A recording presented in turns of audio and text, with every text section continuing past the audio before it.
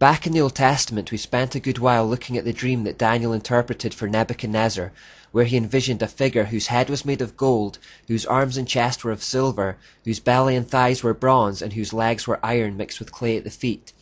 These represented the four great earthly kingdoms that were to come: Babylon, Medo-Persia, Greece, and Rome. We'll do a quick recap here. In your vision, your majesty, you saw standing before you a huge shining statue of a man. It was a frightening sight. The head of the statue was made of fine gold, its chest and arms were silver, its belly and thighs were bronze, its legs were iron, and its feet were a combination of iron and baked clay.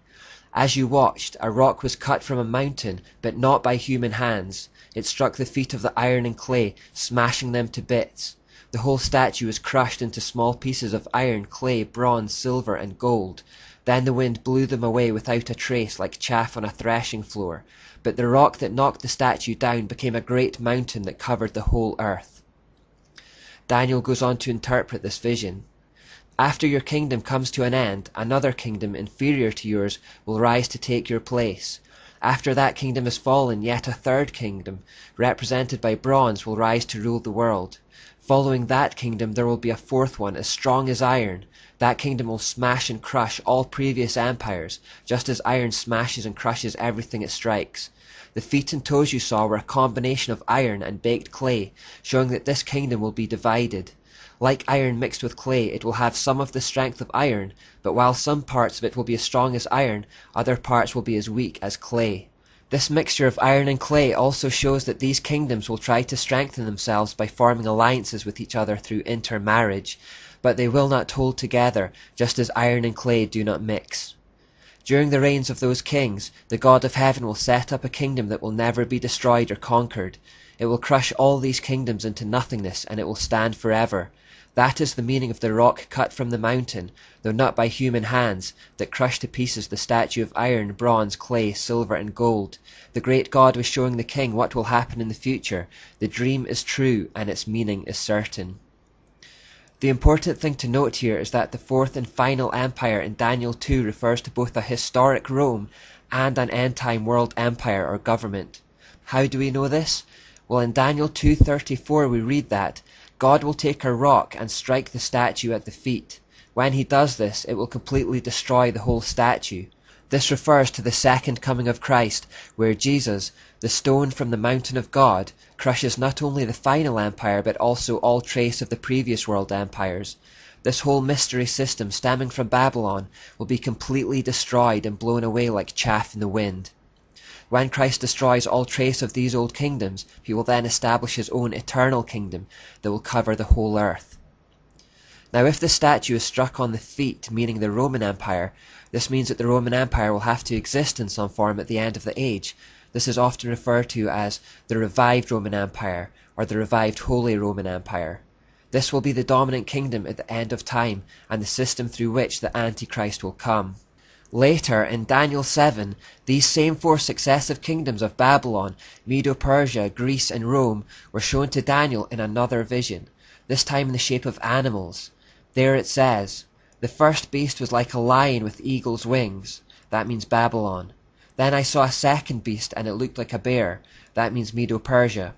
"Then the third of these strange beasts appeared, and it looked like a leopard. It had 4 birds' wings on its back, and it had 4 heads."